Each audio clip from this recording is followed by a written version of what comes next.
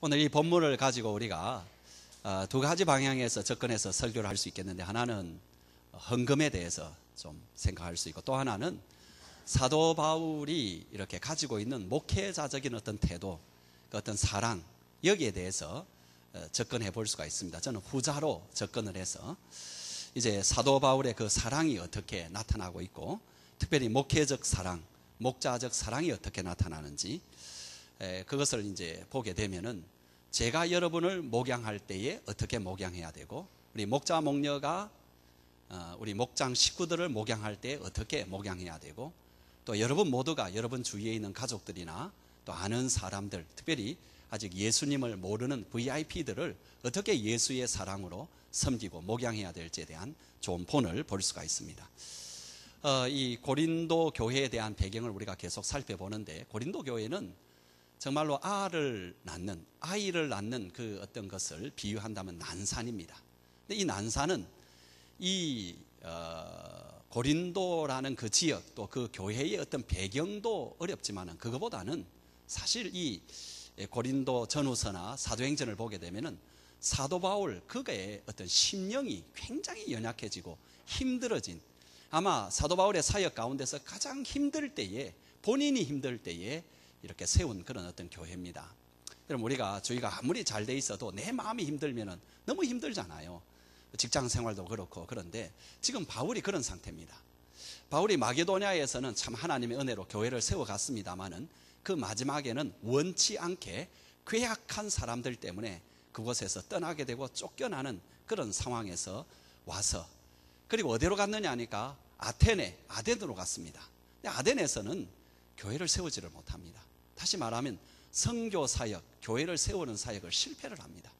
그리고 난 뒤에 이제 그가 간 곳이 고린도인데, 고린도에 들어갈 때에 그의 심령이 낙담이 되고 그의 마음이 굉장히 나약한 상태에 있었습니다. 그 증거를 보여주는 것이 고린도전서 2장 3절인데 한번 여러분 같이 읽어볼래요? 시작. 내가 너희 가운데 거할 때에, 그 의미가 뭐냐니까 원문은 들어와서 머물게 되었을 때에, 그 다음 계속 읽읍시다. 약하고 두려워하고 심히 떨어노라.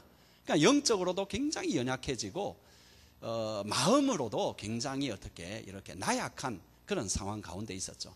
이제 그렇게 이제 그 교회를 출발을 하는데, 그 교회도 만만치 않습니다. 그 지역이 만만치가 않습니다. 그래서 여러분, 사도행전과 고린도 전후서를 살펴보면은 사도 바울이 그 교회를 사역을 하다가 그만두고 싶은 때가 여러 번 있었던 것 같습니다. 그 중에 여러분 하나의 증거를 보게 되면은 이런 게 나옵니다. 사도행전 18장 9절 11절을 보면 한번 읽어보겠습니다. 같이. 밤에 주께서 환상 가운데 바울에게 말씀하시되 두려워하지 말며 침묵하지 말고 말하라. 내가 너와 함께 있음에 어떤 사람도 너를 대적하여 해롭게 할 자가 없을 것이니 이는 이 성 중에 내 백성이 많음이라 하시더라. 이 성은 고린도 교회거든요. 여기에 있으면서 사도 바울이 좀 그만두고 싶다. 여러분, 심지어 여러분, 사도 바울이 자비량하는 거 있잖아요, 그죠? 이것에 대해서 우리가 이제 생각할 때는 굉장히 훌륭하다 이렇게만 생각하는데, 자기가 이제 벌어서 먹고 살면서 사역하는 거. 근데 성경학자들의 해석은 굉장히 좀 다릅니다. 특별히 고린도에서 성경학자들이 해석하는 것은 뭐냐니까, 사도 바울이 거의 그 어떤 자기의 사도직임을 그만둘 뻔까지 하였다. 그래서 자기가 이제 먹고는 살아야 되겠고, 꼭 먹고 살아야 되겠습니까만은 그 일 자체에 대해서 너무 힘이 드니까는 자기도 그냥 천막 짓는 옛날로 돌아가서 아볼로와 브루스길라와 함께 나도 일거리 좀 다오, 그렇게 해서 일을 하게 되었다. 그래서 만일 거기에서 한 걸음만 더 나아갔으면 사도 바울이 자기 어떤 사도직 직분까지도 그냥 포기할 뻔하는 그런 어떤 굉장히 어려운 상황 가운데 있었다는 거죠. 여러분, 어떻게 보면은 사도 바울의 매력이 여기에 있습니다. 사도 바울은 정말로 항상 진솔한 사람입니다. 자기가 약하고 힘들 때에는 약하다, 힘들다 그렇게 말을 합니다. 내가 참 이렇게 두렵다 할 때에는 자기가 두렵다라고 말을 합니다. 그럼 이것은 인간적으로 볼 때도 매력적이지만은 영적으로도 참 중요한 자세입니다. 사람이 자기가 분명히 약하고 굉장히 어려운 상황 가운데 있고 마음에 두려움이 있는데도 그게 없는 척 그렇게 계속하면은 여러분, 그것이 자기도 모르게 위선자로 만들어버립니다. 외식하게 되고요, 더 나아가서 자기의 마음이 그런 식으로 딱딱하게 굳어가 버립니다. 그런데 사도 바울은 그렇게 하지 않습니다. 자기가 약하다, 자기가 참 힘들었다, 두렵다, 떨리다, 이런 이야기를 막 하는 것입니다. 근데 여러분, 사도 바울이 거기에서 끝나는 것이 아니라 그런 자기의 마음 상태의 어려움을 이겨낸다라는 것입니다. 그리고 그 자리를 이겨내고 그 자리를 지켜나갔다. 여기에 여러분 굉장히 사도 바울에게 큰 어떤 능력이 있습니다. 저와 여러분도 그렇지 않습니까? 우리도 약해질 때가 있습니다. 신앙도 약해지고 열심도 약해지고 또 어떤 마음도 약해지고, 여기에 나오신 여러분들 모두가 오늘 아침에 일어나서 빨리빨리 교회 가자 그렇게 하신 분들이 저는 대부분이라고 믿고 싶습니다만 꼭 그렇지는 않지 않습니까? 오늘 교회 좀 안 갔으면 좋겠다, 뭐 그런 어떤 생각 가운데 갈등하다가 오신 분도 있고, 또 내가 안 가면은 마누라가 가만히 있지 않겠지, 이 남편이 가만히 있지 않겠지, 그래서 나오신 분도 있습니다. 여러분 또 내가 또 안 가면은 전도사님한테 전화 오고 목자 목녀님한테 전화 오고 그게 부담돼서 이렇게 나오는 수도 있고요. 또 어떤 사람 같은 경우에는 내가 이렇게 신앙생활 안 하다가는 지옥까지. 여러분 우리가 하나님의 백성이고 하나님의 천국의 백성인데 뭐 주일 한번 빠져먹었다고 지옥 가겠습니까? 근데 중요한 건 뭐냐니까 그런 마음을 갖는 것은 이미 우리의 마음이 그렇게 나약해져 있고 내려와 있다라는 거예요. 우리의 신앙이 식어져 있고 우리의 마음이, 우리의 열심이 아주 약해져 있는 그런 상황이라는 거죠. 여러분 이런 일들은 누구에게나 일어나고요, 저에게도 일어납니다. 뭐 저라고 여러분 항상 하고 싶어서 여기에 뭐 설교하고 예배드리고 그렇게 했으면 좋겠습니다만, 저도 여러분 어떤 때로는 참 하기 싫고요, 어떤 때로는 마지 못해서 그렇게 할 때가 많습니다. 한 40대 남자가 자기 노모한테 이렇게 말을 했습니다. 어머님, 내일은 저 정말로 교회 가기 싫어요. 아니 왜? 여하튼 저는 참 교회 가기 싫어요 내일은. 어머님이 하는 말씀이, 아니 그래도 너는 꼭 가야 된다. 3가지 이유가 있는데, 첫 번째로는 하나님께서 주일에는, 안식일에는 거룩하여 하나님께 예배드리라고 했으니까 네가 예배를 드려야 되고, 두 번째로는 네 마음이 그럴수록 더 예배드려야 되고, 세 번째로는 내가 우리 교회 담임 목사니까 더 그래야 된다고. 그렇게. 여러분 사람이 다 그렇습니다. 하기 싫을 때가 있습니다. 누구나 마찬가지입니다. 근데 여러분 중요한 건 뭐냐니까 그런 때를 이겨내야 됩니다. 그렇죠? 여러분 개인 생활도 그렇고 신앙 생활도 그렇고 목장 생활도 그렇고, 더 나아가서 특별히 교회와 목장을 섬길 때에 아니 누가 언제나 좋고 언제나 기쁘고 언제나 보람되고 그런 사람이 어디 있습니까? 많은 경우에 있어서도 참 하기 싫고 어려울 때가 있는 거죠. 그러나 그것을 견디어낼 때의 열매는 꼭 나오는 것입니다. 바울도 여러분 고린도 교회 참 어려운 교회였고 자기도 힘들었습니다. 참 자기 마음을 생각해도 포기할 수 있었고, 오직 했으면 성령님이 밤에 나타나서 그의 마음을 격려를 하겠습니까? 여러분 상황도 어렵고 했지만은 그러나 그가 참고 견뎠기 때문에 고린도 교회를 세울 수 있습니다. 고린도 교회는 양명성이 있습니다.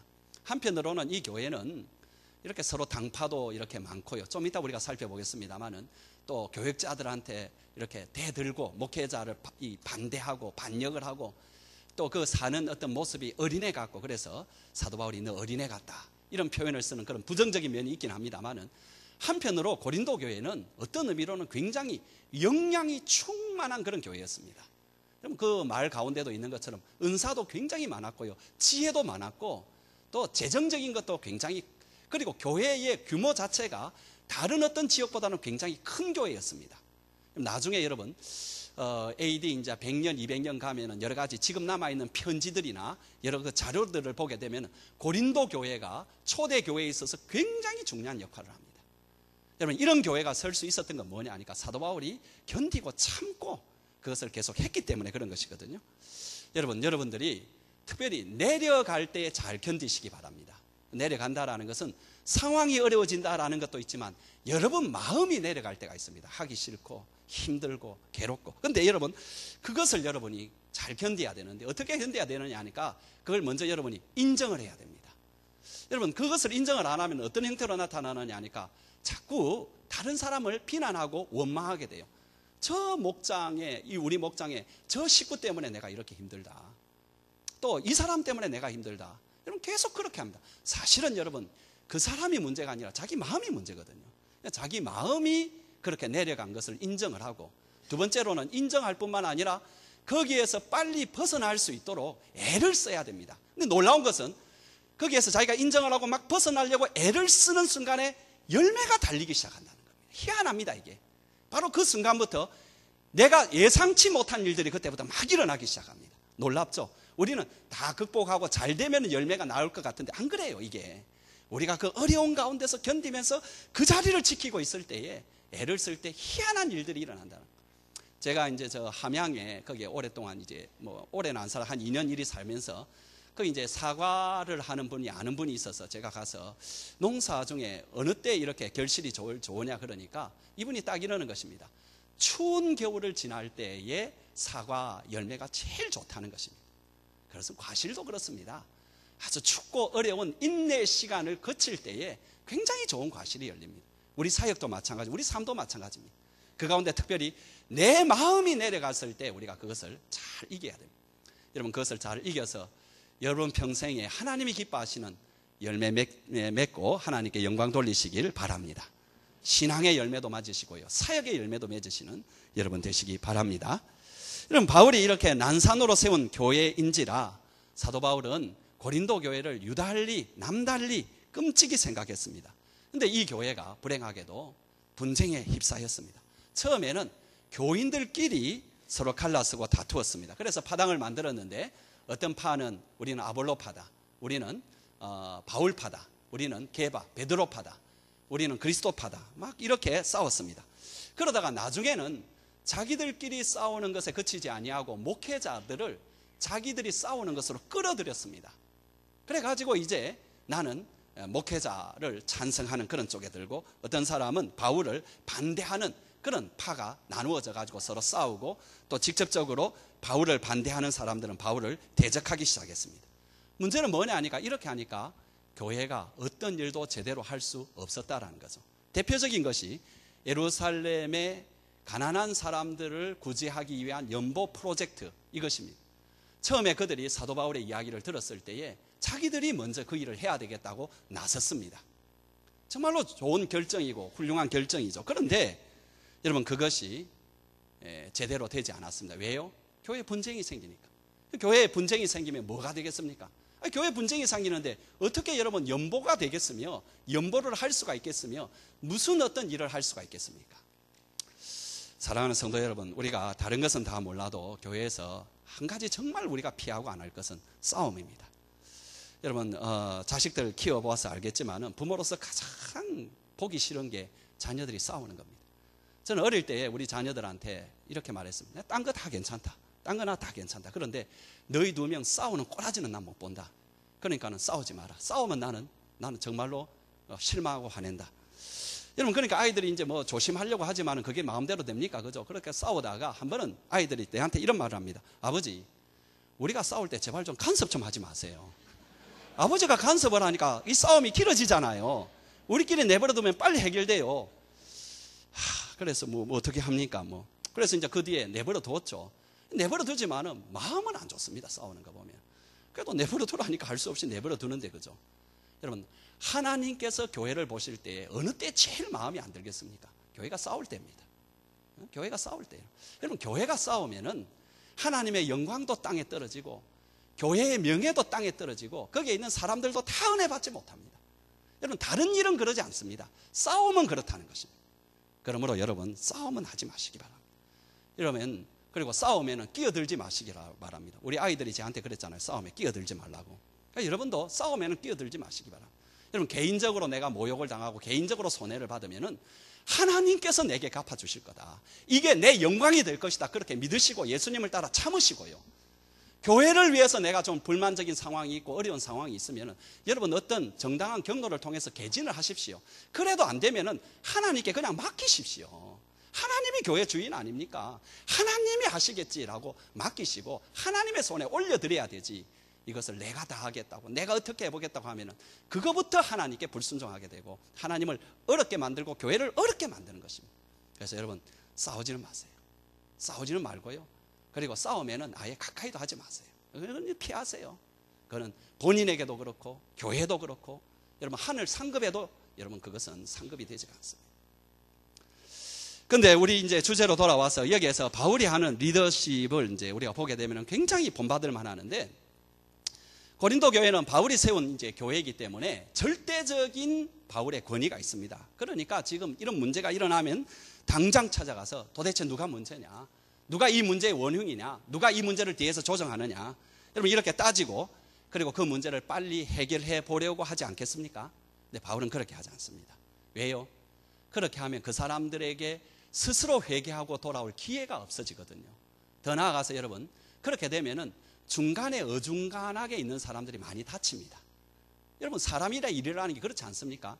여기 분명히 고린도 교회에 분명히 문제가 확실히 있는 사람이 있습니다. 근데 그 사람만 있는 게 아닙니다. 여러분, 그 가족도 있고요, 거기에 어쩔 수 없이 걸려있는 사람, 수많은 사람들이 있습니다. 그런데 그냥 그런 것들을 그냥 해결해 버리면은 그 중간에 있는 사람들의 신앙과 여러 가지가 많이 다치잖아요. 그러니까 사도 바울이 그렇게 하지 않는다고요. 그러면 사도 바울이 이 문제를 어떻게 해결하느냐 하니까 제일 참 중요한 건 뭐냐니까 이 바울이 이 문제를 확장시키지 아니하고 일단은 그 문제 자체에만 초점을 맞춘다는 것입니다. 이것이 굉장히 지혜로운 태도입니다. 여러분, 어떤 문제가 발생을 하게 되면은 그 문제에 얽혀있는 문제가 참 많습니다. 그런데 그 얽혀있는 문제로 확장하고 그 얽혀있는 문제가 그냥 어떤 이제 이야기를 하고 있는 곳에 들어오게 하잖아요. 그러면은 문제 해결은 난망합니다. 문제 해결만 난망한 것이 아니라 관계도 풀기가 어렵습니다. 여러분, 그렇게 하지 마시고요. 여러분, 그 뒤에 있는 그런 것들을 그렇게 하지 마시고 그냥 문제만 이렇게 보시기 바랍니다.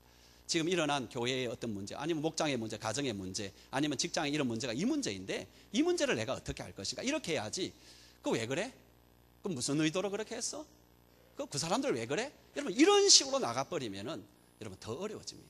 물론 그런 면이 있습니다. 그런 문제가 있습니다. 그러나 일반적으로는 여러분이 지혜롭게 하려면은 그 문제만 보면 됩니다.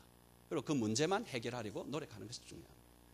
그리고 여러분, 사도 바울의 더 이렇게 중요한 게 뭐냐 하니까 이 문제에 대해서 사도 바울이 이거 해결을 해 나갈 때에 그 문제를 가지고 있는 그 집단에 또 그 어떤 공동체의 장점, 능력, 좋은 점, 칭찬할 것 가지고 문제를 해결한다는 거예요. 굉장히 이게 참 중요하다는 거죠. 여러분, 이 사도 바울이 얼마나 지금 고린도 교회에 대해서 칭찬부터 하는가. 여러분, 이게 그냥 뭐 전술적으로 하는 게 아니라 사도 바울의 마음이 그렇다는 것입니다. 1절, 2절 우리 한번 같이 읽어보겠습니다. 시작. 성도의 섬기는 일에 대하여는 내가 너희에게 쓸 필요가 없나니 이는 내가 너희의 원함을 알미라. 내가 너희를 위하여 마게도냐인들에게 아가야에서는 1년 전부터 준비하였다라는 것을 자랑하였는데 과연 너희의 열심이 펑 많은 사람들을 분발하게 하였느니라. 여러분, 여기에 지금 사도 바울의 마음이 뭐냐 하니까 참 고린도 교회가 참 자기에게 고맙다라는 것이고 좋다라는 거죠. 너희들이 얼마나 진실되게 그들을 도우려고 애를 쓰고 그런 마음을 가지고 있었느냐. 더군다나 아무도 그런 생각을 하고 있지 않을 때에 너희들이 제일 먼저 그것을 이야기했고 너희들이 그렇게 하고 있다고 하니까는 이 위대한 프로젝트가 진행되지 않았느냐, 이 이야기를 지금 칭찬을 하고 있는 거죠. 그죠? 여러분, 그것이 여러분 사도 바울이 그냥 입에 발린 어떤 전술적인 전략적인 그런 어떤 칭찬이 아니고요, 정말로 그들의 좋은 점에 대해서 먼저 생각하는 그런 마인드가 있었다.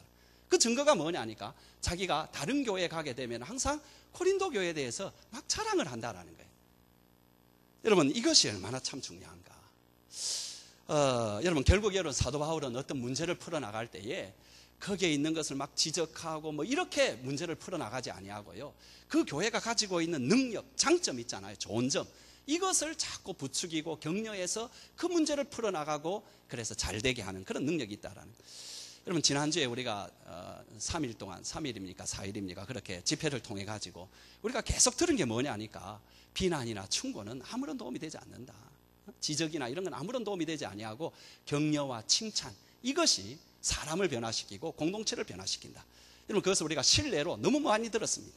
정말로 여러분, 우리가 그렇게 우리가 그게 하나의 뭐 작전이 아니라 정말로 우리 마음이 그렇게 돼야 됩니다. 우리가 딴 것은 모르지만은 칭찬에는 인색하지 말아야 됩니다. 칭찬은 고래도 춤추게 한다 말 들어보셨죠? 여러분, 이것은 원래 책 제목입니다. 이 내용이 뭐냐 하니까 미국에 사는 웨스 킹슬리라는 이 사람이 있었는데 이 사람은 회사의 중력이었습니다. 그러니까 나름대로 성공을 한 사람인데 실제로 이 사람의 삶을 보게 되면 굉장히 문제가 있는 거예요. 중력은 중력인데 회사에서도 별로 존경도 받지 못하고 가만 보니까 자기가 느끼는 거죠.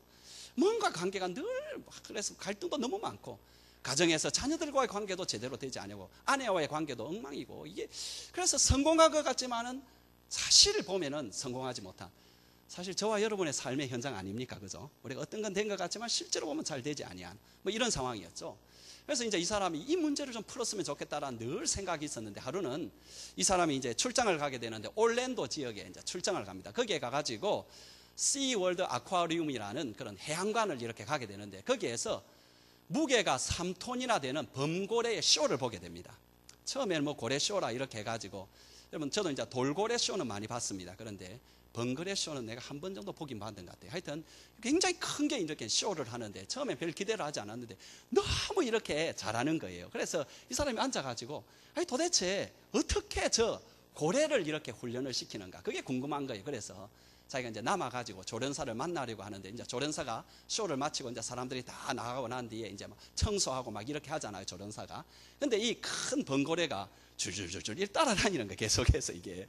그러니까 이 이제 조련사가 이제 그게 샴이라는 그 이제 이름인 것 같아요. 그래, 잘했다 샴.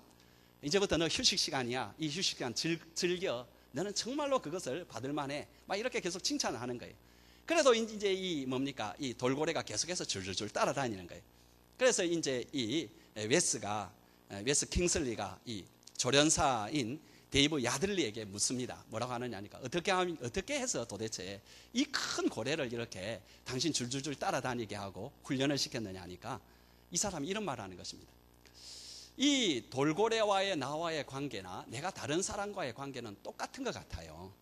그래서 나는 이 고래를 이렇게 하기 위해서 어떻게 하느냐 하니까, 이 고래에 대해서 긍정적인 관심을 계속 가지고 칭찬을 해주고 격려를 합니다. 그러면서 세 가지를 말해요. 자기가 하는 게 뭐냐 하니까, 첫 번째로는 이 번고래가 쇼를 어느 정도 잘하면은 즉각적으로 엄청난 칭찬을 해준다는 거예요. 두 번째로, 돌고래가 어느 정도 실수를 할 때는 돌고래도 이걸 창피해 한대요. 그래서 돌고래가 범고래죠. 이것이 이렇게 창피해 하니까는 창피해 더 하지 않도록 관심을 따로 딴 데로 빨리 이렇게 넘겨버린다라는 거예요. 세 번째로는 어떻게 하느냐 하니까 중간중간에 계속 격려를 한다라는 거예요. 그러니까 이 말을 듣고 이 이제 웨스 킹슬리가 자기 집으로 이렇게 돌아와가지고 그것을 곰곰이 생각하고 그것을 실천하기 시작합니다. 그랬더니만은 어느덧 그 직장에서 참 그 부하들이 자기를 너무너무 존경하고 좋아하더라는 거예요. 자기도 격려해주고 칭찬해주니까 가정에서 자녀들이 자기를 너무너무 좋아하고 아내의 관계도 회복이 되더라. 그래서 쓴 책이 뭐냐 하니까, 여러분, 칭찬은 고래도 춤을 추게 한다라는 그것입니다. 여러분, 공동체 안에서 가장 중요한 게 뭐냐 하니까 덕이죠. 여러분, 덕을 세워야 된다, 그죠? 덕스러운 말을 해야 되고 덕을 세워야 된다. 그럼 덕이 뭡니까? 덕이라는 게 떡도 아니고, 그죠? 이 뭐냐, 덕이. 이 덕의 정의는 이렇습니다. 덕의 정의가 뭐냐 하니까, 어두운 면을 덮어주고 밝은 면, 좋은 면, 잘하는 것이 있으면 그것을 칭찬해서 세워주는 것, 이게 덕의 정의입니다. 여러분, 그래서 우리가 참 중요한 게 뭐냐 하니까, 지적하고 이런 것이 아니라 잘하는 것을 자꾸 세워주는 것, 이게 덕을 세우는 말이고 덕을 세우는 행동이다. 칭찬이 참 중요합니다. 여러분, 칭찬 10계명이라는 게 있는데 그 중에 제가 좀 인상적인 거 몇 가지 한번 말씀드려 볼까요? 첫 번째로, 우리가 칭찬을 할 때에는 칭찬거리를 10배 정도 오버해서 칭찬하라는 거예요. 오버해서 하라는 거예요. 오버해서. 요거 한 가지 정도 할 것 같으면 10배 정도 증폭을 해서 이렇게 하게 되면은 그 효과는 100배로 나타난다고. 그래서 칭찬은 오버해서 해라. 두 번째로는, 칭찬이라는 것을 꼭 잘 아는 사람에게만 한다고 생각하는데 그렇지 않다. 칭찬의 고객은 만나는 모든 사람, 첫 번째 본 사람도 다 칭찬의 고객이다. 그렇게 칭찬해야 된다. 세 번째는 뭐냐니까, 칭찬을 할 때에는 반복을 하라는 것입니다. 마치 10번 찍어서 넘어가지 않는 그 나무 없다, 이런 속담을 상기하면서 반복을 하면 할수록 칭찬은 굉장히 상승 효과가 있다. 그럼 이제 또 여러분 주의할 게 뭐냐니까, 상대방이 기분 좋을 때 하라는 겁니다.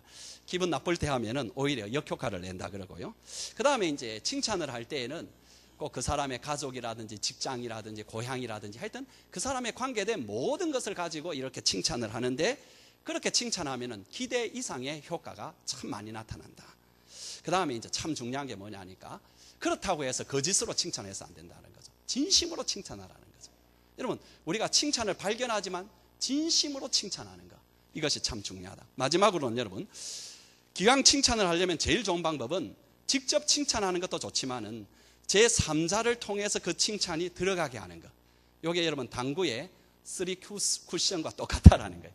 저는 당구를 안 쳐서 모릅니다만은 쓰리 쿠션으로 이렇게 치면은 점수가 더 올라가는 모양이죠. 하여튼 여러분 이렇게 다른 사람을 통해 가지고 그 칭찬이 전달되게 하면은 이건 정말로 만점의 효과를 나타낸다. 여러분 칭찬하는데 돈 들지 않잖아요.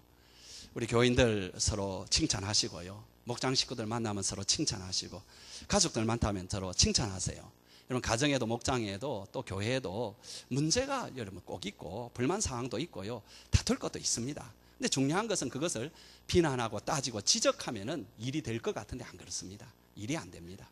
더 어려워지고요. 사람이 안 변합니다. 자기가 그렇게 지적해주면 그 사람이 고칠 것 같죠? 안 고칩니다.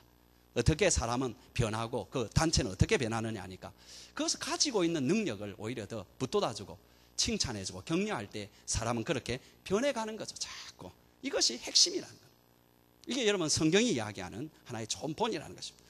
최근에 이제 어떤 사람이 자살을 했거든요. 근데 그 사람의 자살 동기가 도무지 이게 없는 거예요. 그런데 그 책상 앞에 조그만하게 써놓은 그 글, 그게 제 자살의 동기예요. 그 내용이 뭐냐 하니까 나는 지난 30년 동안에 단 한 번도 칭찬을 제대로 들어본 적이 없다. 이제 진절머리가 난다. 이렇게 사느니 차라리 죽는 편이 나을 것이다. 이 한마디의 말. 여러분 우리 주위에 그런 사람 없나요? 우리가 칭찬하지 못해가지고 삶의 어떤 용기를 잃어버린 사람. 여러분 아주 우리 가까운 교회의 목사님이 그 교회를 떠날 때에 제가 이제 노예의 임사부장이었고요. 임사부 서기였고요. 그래서 이제 제가 어쩔 수 없이 그분의 말을 이렇게 듣게 되었는데 그분이 뭐냐 이야기하니까 자기가 그래도 자기 나름대로 혼신의 힘을 다해서 교회를 부흥시키려고 애를 쓰고 또 교회도 실제로 이제 성장을 해왔대요. 근데 자기는 그 오랜 시간 동안에 당회가 한 번도 자기를 이렇게 칭찬하고 격려해 준 적이 없다고 그 말을 하더라고요. 우리 교회는 제가 당회에 있을 때 많은 격려와 칭찬을 받습니다. 여러분 반면에 여러분 칭찬은 뭐냐 하니까 피그말리온의 효과가 있다라는 거죠. 피그말리온은 그리스 신화에 나오는 키프러스 왕의 이름입니다. 이 왕은 아주 예쁜 조각상, 여인의 조각상을 놔놓고 그것을 사랑하게 됩니다. 그래서 자꾸 그 조각상이 사람인 것처럼 말을 하고 사람인 것처럼 자꾸 이렇게 행동을 하는 거예요. 근데 어느 날 보니까 이 조각상이 여인이 되어 있다는 거죠. 뭐 신화입니다. 그런데 이것에 무슨 이야기를 하려고 하느냐 하니까 조금 부족하고 못마땅한 점이 있어도 믿어주고 중요한 건 믿어주는 거죠. 칭찬해주면 정말로 그 사람이 그렇게 변한다는 것입니다. 우리 자녀들도 똑같습니다. 여러분 최근에 제가 큰아들과 좀 관계가 좀 안 좋았다고 했잖아요. 그죠? 근데 요즘 이 아이가 저에게 이렇게 사랑의 편지를 가끔 이렇게 보내오고요. 사랑의 어떤 음성으로 저를 참 즐겁게 해줍니다. 왜 그러느냐 하니까 내가 그 아이를 믿어준다는 이야기를 분명하게 했거든요. 나 널 믿는다. 그러니까 이 아이가 그렇게 되려고 애를 쓰는 거예요. 그래서 저는 안심이 되는 거예요. 여러분 이것이 참 중요하다는 거죠. 가정도 그렇고요. 여러분 직장도 마찬가지고 여러분 목장도 마찬가지고 교회도 마찬가지고 믿어주고 신뢰하고 칭찬하고 이게 문제의 해결이다라는 거죠. 여기에서 잠깐 바울이 고린도 교회를 칭찬하는 내용을 좀 짚고 넘어가 보고 싶은데요. 여러 칭찬을 하고 있는데 그중에 열심에 대해서 지금 칭찬을 하고 있습니다. 여러분 2절 한번 보실래요? 과연 너희의 열심이 퍽 많은 사람들을 분발하게 하였느니라. 그러니까 여러분 고린도인들이 다른 것은 몰라도 열심만은 참 잘한 것 같습니다. 사실 어떻게 보면 이 열심 때문에 고린도 교회는 어려움이 생기긴 하지만은 그러니까 열심만큼은 바울도 칭찬할 만합니다.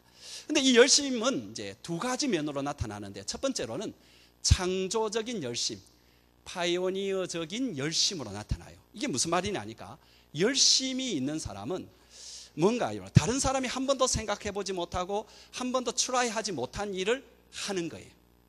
여러분 다른 사람이 하고 있는 일을 보고 그 따라가는 것은 그건 좀 쉽습니다. 그런데 아무도 하지 않는 것을 그냥 만들어내는 것은 굉장히 어려운데 어떻게 이게 가능하냐 하니까 열심이 있으면 이 열심이 그것을 만들어낸다는 거예요. 열심은 여러분 없는 길도 만들어내는 것이 열심이라. 그래서 우리가 참 하나님 앞에 기도할 때에 우리에게 이런 열심이 필요한데 여러 가지 기도가 있습니다만은 하나님 이런 열심을 주옵소서. 하나님 나라를 위하여 내가 길을 개척하는 다른 사람을 섬기기 위해서 길을 개척하는 하나님 이런 열심을 주시옵소서. 이게 좀 좋은 기도 제목이 아닌가 생각하고요. 두 번째 열심은 뭐냐 하니까 구체화시키는 열심입니다. 여러분 사람이 가난한 사람을 보고 참 도와줬으면 좋겠다. 어려운 사람 보고 좀 내가 힘이 되어줬으면 좋겠다. 이런 생각 안 하는 사람은 거의 없습니다. 다 그 생각합니다. 다 선교할 생각하고요, 다 전도했으면 좋겠다 이런 생각을 다 합니다. 그런데 실제로 그것을 하는 사람은 굉장히 극소수입니다. 그것을 하는 사람, 그것을 구체화하는 사람, 이 사람이 진짜 열심히 있는 사람이죠. 지금 여기 예루살렘에 있는 교회를 도와야 된다라는, 예루살렘 교회가 참 어려운 상태에 있다라는 것은 고린도보다도 마게도냐에 있는 교회들이 먼저 알았습니다. 왜? 거기에 먼저 사도 바울이 거기에서 선교했기 때문에. 그렇지만 여러분, 고린도인들이 그것을 해야 되겠다고 생각하고 구체화시킨 것은 고린도인들이라는 거예요. 이 점에 있어서 고린도인들의 열심이 참 좋죠. 그렇지만 이제 이들에게도 약점이 있는 것이 뭐냐 하니까 이것을 중간에 포기한 것, 이게 이제 약점입니다. 그럼 끝까지 이걸 진행해야 되는데 중간에 이 사람들은 실패하고 말았습니다. 그런데 여러분, 이 실패를 두고 사도 바울이 이것을 접근할 때에 사도 바울에 있었던 그것이, 사도 바울에 있었던 그 마음속에 있었던 것 가운데 가장 중요한 게 뭐냐 하니까, 이게 실패가 되면은 나머지 이게 어떻게 되느냐 이런 염려도 아니고요, 너희들 왜 이거 한다고 해서 이걸 끝까지 못했느냐 하는 그런 어떤 반응도 아니고요, 뭐였느냐 하니까 그 고린도인들의 명예였습니다. 명예. 이게 참 소중합니다. 여러분, 지금 고린도 교회 때문에 나머지 모든 교회가 우리도 그 일을 해야 되겠다고 동참을 했는데, 막상 이 교회가 본인들은 빠져버렸으니까 얼마나 남우세스러운 일이 되어버리고 말았습니까? 그래서 여러분 본문을 한번 보실래요? 4절 한번 봅시다. 앞에 나오는데 같이 읽어보겠습니다. 시작. 혹 마게도냐인들이 나와 함께 가서 너희가 준비하지 아니한 것을 보면은 너희는 고사하고 우리가 이 믿던 것에 부끄러움을 당할까 두려워하는. 1년 전부터 헌금을 한다고 내가 그렇게 자랑을 하고 실제로 모든 교회들이 당신 교회에 대해서 그렇게 존경을 하고 있는데 지금 와서 아무것도 안 한다 하면은 당신들이 얼마나 창피스러우냐. 당신들이 그리 가지고 있는 그 아름다운 그 명예, 사람들이 다 칭찬하는 그 명예는 어떻게 되느냐. 사도 바울은 그것을 염려해서 사람도 보내고 이 편지도 보내는 것입니다. 사랑하는 성도 여러분, 우리가 이것을 알아야 됩니다. 무엇보다도 다른 사람의 명예를, 우리가 특별히 섬기는 사람의 명예를 지키는 것이 정말로 소중하다는 것입니다. 여러분, 자녀들을 혼낼 때도 이런 말 하잖아요. 동생 앞에서 형 때리거나 혼내지 말라고. 왜 그러느냐 하니까 여러분, 그렇게 하면은 이 아이가 어머니 아버지가 날 정말로 바로 잡으려고 또 나를 사랑해서 이렇게 하신다, 그런 생각이 아이는 절대로 안 듭니다. 어떤 생각만 드느냐 하니까 창피를 느끼고요, 반항심이 생기고요, 부모에 대한 미움과 원망과 그 동생에 대한 원망만 생길 따름입니다. 그러니까 여러분, 아이들도 지켜줘야 될 게 뭐냐 하니까 명예는 지켜줘야 됩니다.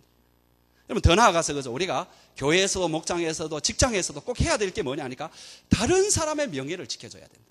그것을 건드리고 그것을 깎아내는 것은 뭐냐 하니까 그 인격을 깎아내고 그 인격을 모독하는 것이고, 그 인격을 깎아내는 것은 하나님의 형상으로 지음을 받았기 때문에 하나님을 모독하는 것이고 하나님을 깎아내리는 것이다. 너희는 가난한 사람을 멸시하지 말아라. 그 가난한 사람을 멸시하는 것은 그를 지으신 하나님을 멸시하는 것이다. 잠언서에 있는 말씀이잖아요.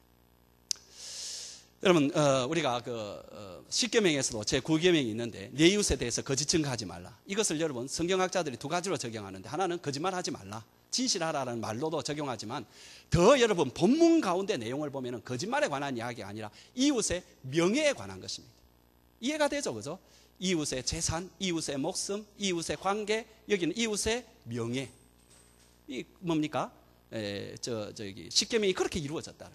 그러니까 여러분, 이웃의 명예를 깎아먹는 것은, 그것은 십계명을 어기는 것이다.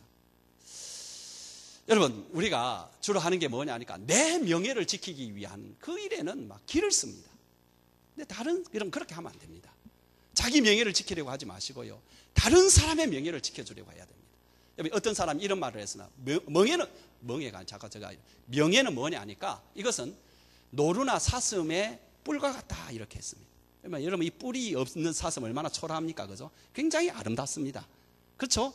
그런데 여러분, 이것은 어떤 의미로는 이것 때문에 사냥꾼한테 잡혀 죽습니다.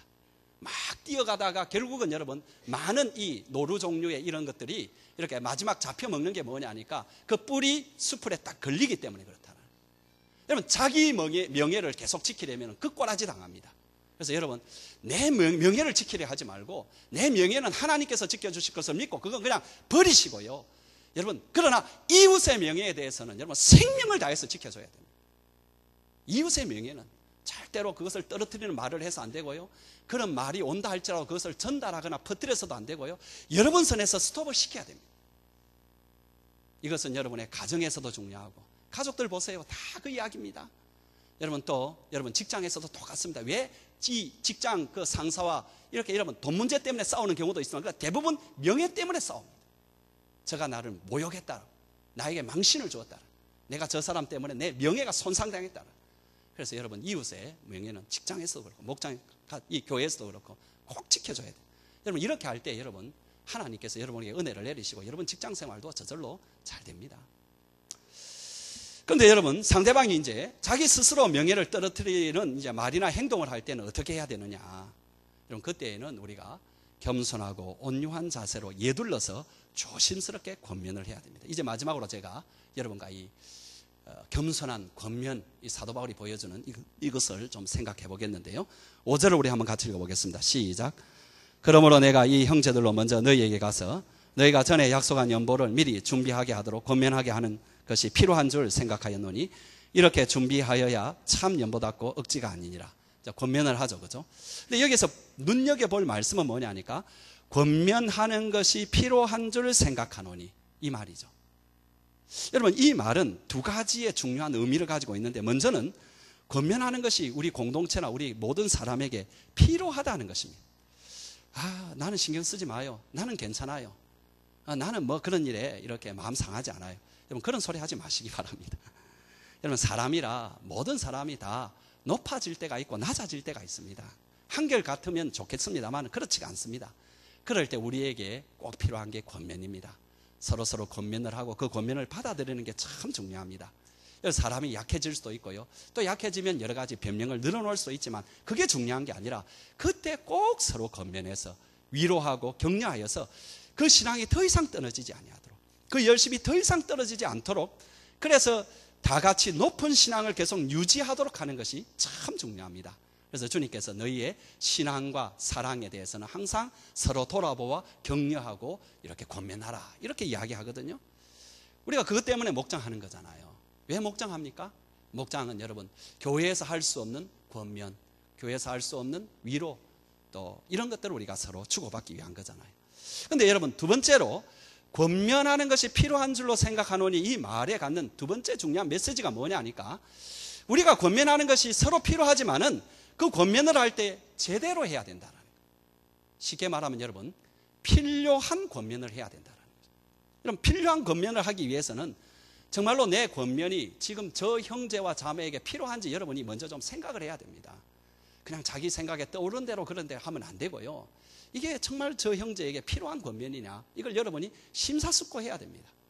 두 번째로 그런데도 저 형제에게 해야 되겠다 싶을 때는 여러분이 그때도 바로 하지 말고 기도하시기 바랍니다. 기도하면은 성령님께서 여기에 대한 확신을 이렇게 내 마음에 줍니다.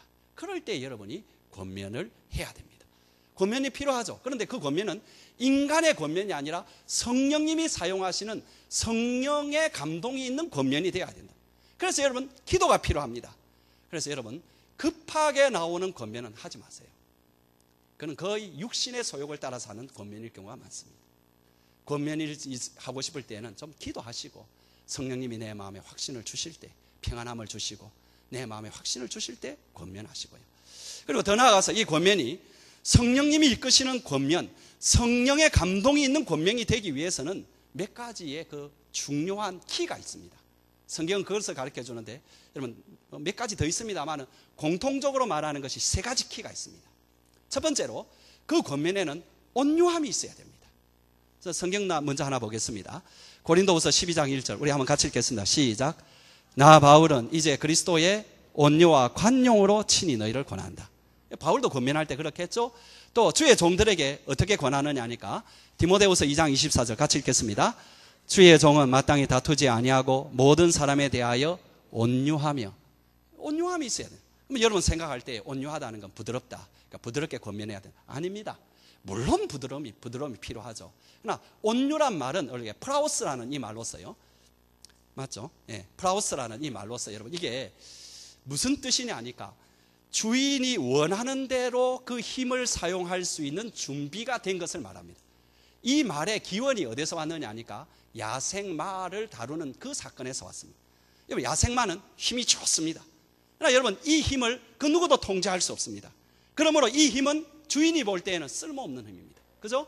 그런데 이 야생마가 힘을 가지고 있으면서도 조련이 돼가지고 주인이 원하는 대로 할 때에 이 야생마가 가지고, 이제 야생마가 아니겠죠, 이 말이 가지고 있는 그 아주 띵뛰게 하는 그 띵이라든지 힘이라든지 이런 것들을 사용할 수 있을 때, 그때 그것을 여러분 온유라 말이에요. 그러니까 온유라는 것은 유약하다 이런 뜻이 아니고요, 힘이 있지만은 그것을 자기 멋대로 사용하는 것이 아니라 주인 되시는 그분이 사용하도록 조절이 되어 있는 것을 온유하다는, 프라우스라는 말을 한다.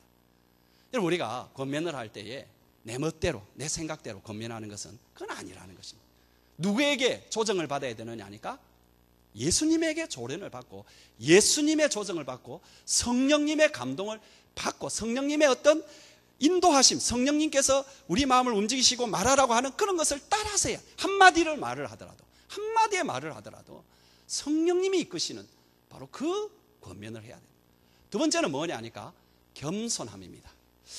여러분, 사도 바울이 다른 사람을 권면할 때 이렇게 말하는데, 에베소서 4장 2절 우리 한번 같이 읽어보겠습니다. 시작. 모든 겸손과 온유로 하고 오래 참음으로 사랑 가운데서 서로 용서하고. 이 온유로 하라는데 그 전에 뭐라고 했어요? 겸손으로 해라.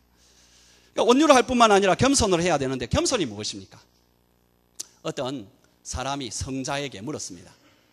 겸손이 무엇입니까? 성자가 이렇게 대답했습니다. 겸손함이란 실로 위대한 것이요, 그것은 하나님께 속한 것이요, 겸손의 길은 육체의 노동을 쉬지 않는 것이고 자신을 죄인으로 여기는 것이고 자신을 모든 사람의 종으로 여기는 것이요. 형제가 다시 물었습니다. 그러면 모든 사람의 종이 되는 것은 무엇입니까? 성자가 대답했습니다. 그것은 다른 사람의 죄를 보지 아니하고 내 죄를 보는 것이고 그래서 쉬지 않고 기도한다라는 의미입니다. 여러분, 겸손을 한마디로 말하자면은 내가 내 이웃의 형제 자매의 종이라는 인식을 갖는 것이고요, 더 나아가서 그들보다 내가 더 훨씬 죄인이고 더 못난 사람이라는 인식을 갖는 것이 겸손이라는 것입니다. 우리가 권면을 할 때 바로 그런 자세를 가져야 됩니다. 마치 종이 주인에게 말하듯이 이런 태도를 가져야 되고요, 또 더 못한 사람이 자기보다 더 나은 사람, 그래도 가끔은 말해야 될 때가 있잖아요, 그죠? 그러나 못한 사람이 더 나은 사람에게 말하듯이 이렇게 말을 해야 된다. 그렇게 여러분, 자녀도, 여러분 직장의 동료도, 누구도 그렇게 하시기 바랍니다. 세 번째로는 여러분, 오래 참는 태도가 필요하다. 바울은 정말 이 점을 많이 강조하는데요, 먼저 골로새서 2장 13절 같이 읽어보겠습니다. 시작. 겸손과 온유와 오래 참음을 옷 입고. 세 가지 말하죠, 그죠? 이미 우리 배웠습니다. 온유하게 된다, 겸손하게 된다. 또 한 가지 뭐예요? 온유함을 해야 된다. 이미 이것은 앞에도 나온 말씀입니다. 디모데후서 2장 24절 다시 한번 읽어볼까요? 시작. 주의 종은 마땅히 다투지 아니하고 모든 사람에 대하여 온유하고 가르치기를 잘하고, 맨 마지막에 뭐라고 했어요? 참아야 된다. 한 가지 더, 에베소서 4장 2절 다시 한번 볼까요? 시작. 모든 겸손과 온유로 하고 오래 참음으로 사랑 가운데서 서로. 이 세 가지가 여러분 세트로 가죠, 그죠? 참음과 뭐였습니까? 또 온유와 또 한 가지가 겸손. 그죠? 여러분, 우리가 이렇게 다른 사람을 권면한답시고, 그죠? 참지 못하는 경우가 많은데 그래서는 안 됩니다. 정말로 할 때에도, 말을 할 때도 오래 참아야 되고 그 관계 속에서도 오래 참아야 됩니다. 유대인의 탈무드에 이제 실제로 이런 일이 일어난 건 아니지만은 아브라함의 이야기가 하나 나옵니다. 아브라함이 자기 이제 장막 앞에 이렇게 앉아 있는데 어떤 나그네가 그 앞을 지나가고 있었습니다. 아주 더운 그런 날이었기 때문에 그는 온 몸이 땀으로 흠뻑 젖어 있었고 너무 지쳐 있는 모습으로 걸어가고 있어서 동정심이 많은 이 아브라함이 그를 불러가지고 자기 집에서 잠깐 쉬라고 그렇게 좀 이렇게 친절을 베풀었습니다. 그리고 자기 아내 사라에게 시원한 우유와 떡을 그렇게 대접을 하게 했습니다. 나그네가 고맙다고 하면서 즐겁게 음식을 드는 모습을 보면서 아주 흐뭇하게 바라보다가 그냥 처음에는 별 생각 없이 그에게 한 가지를 물었습니다. 그런데 왜 당신은 처음에 이렇게 음식을 먹기 전에 하나님께 기도를 하지 않고 음식을 드느냐고 그렇게 물었습니다.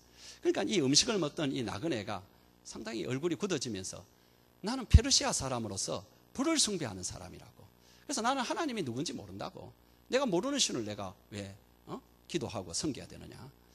아브라함이 이제 친절하게 그에게 하나님은 천지를 지으신 분이시고 하나님의 자비와 긍휼로 우리가 이 땅에 살아가고 왜 우리가 그분을 섬겨야 될지를 쭉 설명을 해 주었는데 그 나그네가 계속 아니라고, 우리는 그것이 아니라 불을 예배드리고 불을 숭배해야 된다. 아브라함이 계속 하다가 더 이상 참지 못해가지고 아주 격분해서 말을 했습니다. 당신 같은 사람을 내 이 장막에 내가 계속 둘 수가 없다고. 당신 나가라고. 그러니까 나그네도 잔뜩 화가 나가지고 씩씩거리면서 뒤도 돌아보지 아니하고 그렇게 나가버렸습니다. 그러니까 떠나가는 나그네를 이제 아브라함이 바라보면서 자기도 씩씩대면서 분을 사귀고 있는데 그때에 하나님의 사자가 그 옆에 나타나서 아브라함에게 이렇게 말하는 것입니다. 아브라함아, 하나님은 50년을 참았는데 너는 1시간도 못 참는구나. 이게 여러분 탈무드의 내용입니다. 우리가 너무 못 참습니다. 그죠? 내가 1시간 말하면서 거기에 말 안 듣는다고 화내고, 여러분 내가 한 번, 두 번 말하면서 그거 말 안 듣는다고 화내고, 참지 못하고. 여러분 그렇게 해서 사람이 변하는 게 아닙니다. 여러분 그렇게 사람 변하면 다 성인이 되어 있지요. 다 거룩한 천사가 되어 있지요. 아무도 그렇게 못합니다. 오래 참으셔야 됩니다. 여러분 인내하고 사랑과 격려로 그렇게 해야 됩니다. 사랑하는 성도 여러분, 바울만 목회자입니까? 아니면 저와 여기 계시는 우리 윤 목사님 또 우리 교역자들만 목회자입니까? 아니면 좀 더 넓혀가지고 우리 목자 목녀만 목회자입니까? 그렇지 않습니다. 우리 모두가 다 목회자입니다. 목회자, 이 말이 너무 부담스럽고 혼돈을 가져온다면 적어도 우리는 다 목양자입니다. 왜? 우리 주위에 하나님의 말씀과 하나님의 사랑으로 입히고 먹여야 될 우리의 양들이 여러분에게 다 있기 때문에 그렇습니다. 여러분 주님의 비유를 보십시오. 내가 너희 모두에게 먹을 양식을 맡겨놓았다. 돌아올 때 그 양식에 대해서 어떻게 했는지 내가 한번 따져보겠다. 어떤 사람은 잘 먹이고 있으면 내가 칭찬하게 될 것이고, 그러나 그것을 먹이지 아니하고 엉뚱한 짓 하고 아무것도 하지 아니하고 심지어 때리고 하면 내가 가만두지 아니할 것이다. 여러분 그것이 여러분 목회자에 관한 어떤 내용 아닙니다. 우리 모두에게 주신 비유의 말씀. 우리 모두에게 무엇을 맡겨놨습니까? 우리 이웃에게 복음의 사랑으로 그들을 먹이는 그 양식을 우리에게 맡겨놨습니다. 그래서 우리가 어떻게 해야 될까요? 그래서 여러분 이 일에는 어떤 그리스도인도 예외가 될 수가 없습니다. 저는 교회에서 목양하고 목자 목녀는 목장에서 목양하고, 여러분은 여러분의 있는 그 처소에서 가정, 직장, 학교, 지역, 만남, 여기에서 여러분이 목양을 하는 사람입니다. 목양의 목표는 무엇입니까? 불신 영혼들 예수님 만나게 하고 또 그들을 섬기는 것이고 또 예수 믿는 사람들 예수님의 제자로 살아가게 하는 것 아니겠어요? 이 사명에 우리 모두가 부름을 받았습니다. 너희는 가서 모든 족속으로 제자를 삼아 아버지와 아들과 성령의 이름으로 세례를 주고 아버지께서 분부한 모든 것을 가르쳐 지키게 하라. 이 부름에 제외된 사람은 아무도 없고요. 우리가 있는 모든 삶의 현장은 목양의 현장입니다. 여기에서 우리가 어떻게 살아가야 되겠습니까? 어떻게 사람들을 대하고 어떻게 섬기고 어떻게 사랑하고 어떻게 목양해야 되겠습니까? 바울이 가르쳐준 대로 하면 됩니다.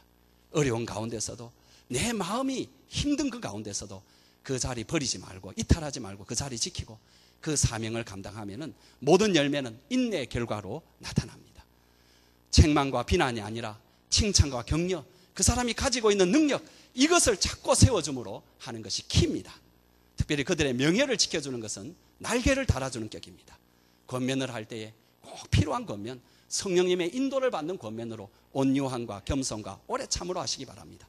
그렇게 목양해서 목장마다 가정마다 여러분 인생마다 목양의 열매가 가득하고 하나님께 영광 돌리고 하늘에 상급이 있고 칭찬 듣는 충성된 종아 잘하였다라는 그 칭찬 듣는 인생 되시기를 주의 이름으로 축원합니다.